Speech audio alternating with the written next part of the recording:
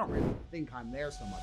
I really try and focus on masculine excellence because a lot of the dudes in that space are trying to compensate masculine. Like, there's only so much game you can learn if you're clearly a fucking dork, right? Yeah, right. When a nerd comes to me and goes, I'm a total nerd, I want to learn game. I'm like, bro, you need to learn more than game. You literally, you look like a bitch. My girlfriend will beat the fuck out of you. But he already knows the answers. How you help him is to tell him the truth because he already knows what he needs to do. He's just not doing it. It's not even about money. It's not even about money. You gotta grow a backbone, and you can do that by, if you improve your physicality, you usually improve your mentality along with it. And men are expected to be wise and interesting. He needs stories. You're not gonna have stories unless you're taking risks. You need to get some balls. You need to get some balls and live a life. I told him, man, go get on the train in Portugal and ride it for 3 weeks all the way to Singapore and think about what a fucking punk you are. At least you'll end it with some stories. Yeah. Like, what the fuck? Like, you have plenty of time to reflect. Go into the bathroom and look in the mirror, look deep in your eyes and say, yeah, I wouldn't fuck me either. Like, what do you want me to do? What game do you want? Scrawny as a motherfucker. Like, what do you want me to do? I say, I would never fuck you. Never. But my point is, a lot of these guys are absolutely not really delusional. And masculine excellence is genuinely the mental origin for all these things, right? You have to be very, very realistic of who you are. Because every single one of us, to some degree, is an empty vessel. We're all programmed. Yeah. There's no such thing as escaping the slave mind. You must just, to some degree, understand who is programming you and understand if you really want those characteristics.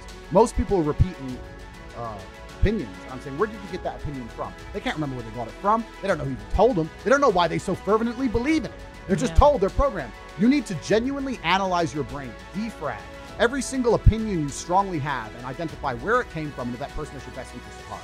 And what they're trying to do, especially with young men, is program them, because we're all empty vessels. And what you have to do as an adult, as a parent, is to program your child stronger than all of society. It's not an easy job, because all of society, from the YouTube videos to the TV shows to the school, every single thing is trying to program them in one direction. You have to combat that, and that's not an easy job. And if you just sit there and get lazy about it, you will fucking lose. All of us are programmed, so it's a scary thing. That's for this fat fuck. He's delusional on every level, and you need to hold yourself accountable. The reason I talk about women the way I do is because I hold myself to such a high standard as an individual. I don't make mistakes. I'm a professional. I know exactly how to act and exactly what to do. I do not need a woman to motivate me, to be my mother, to convince me to put video games down. Please stop smoking weed. Everything I've done fantastic. I've done completely and utterly by myself. I did it without you. My life's amazing in every single possible metric. Now I'm going to allow you to join it, and therefore you're going to bend to my reality and my will. That's not me being arrogant and a psycho. That's me just being completely realistic about my achievements as an individual. No, but yeah, look, there's a whole bunch of delusion in this space, and it's not just these guys. There's loads of guys, and I have a load of guys who are credible in the space who like invite me on and stuff, and I sit there listening to the things they want from a woman, and they don't understand the reality. The reality of the world is that beautiful women have all the choices in the world. If they have all the choices in the world and you're not competitive, how the fuck are you going to pull it off with a bit of game? We also talk about money. I want to make something clear about money. Getting rich is probably the worst thing that can happen to the majority. Most men are not ready for money. And I say this because I was broke for a very long time, lived a very difficult life, and then became rich. That's why I am. Because money amplifies. So if you're the man first, and then you get rich, you're a punk, and then you get rich, now you're a massive punk. But it happens with crypto kids, right? I had one kid come to me, some 20-year-old kid who caught pump, some stupid coin, whatever. He made $86 million. And he came to me and he was like, Tate, I need your help. I have $86 million and my life's still shit. So yeah, because now you're just sugar daddy to a bunch of hoes who don't give a fuck about you, and you're a robbery target, and you're just hiding, and like your life's over now. Like, you should have been the man first. You could have been a big G first. You can't even fucking pull a firearm. Like, what are you doing? Like, that's the worst thing that could happen to you, because you're never going to want to work hard.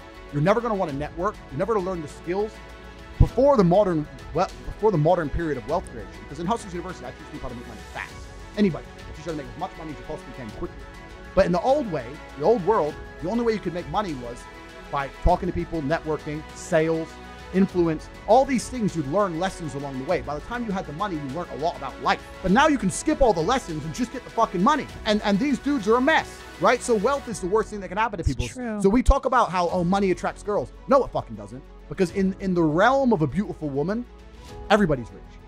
She will only go on dates with a man who has a nice car and pays her dinner. She may not know who's richer than the other, but in her view, men just have money. Right. I talk to beautiful women, like genuine 10s.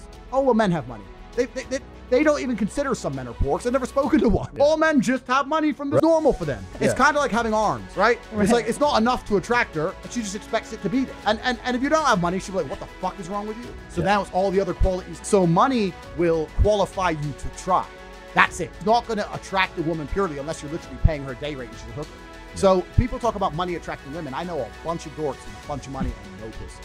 And money amplifies. I say this all the time. If you see a dude get out of a Lambo, and yeah, fucking nerd. If you see a dude get out of a Lambo and he's a skinny little guy with glasses, you're like, oh, tech dork. If you see a guy get out of a Lambo and he's big, tall, strong, Cobra tattoo, big G, you're like, okay, mafia. It amplifies who you are. And money's the same. Money's an amplifier.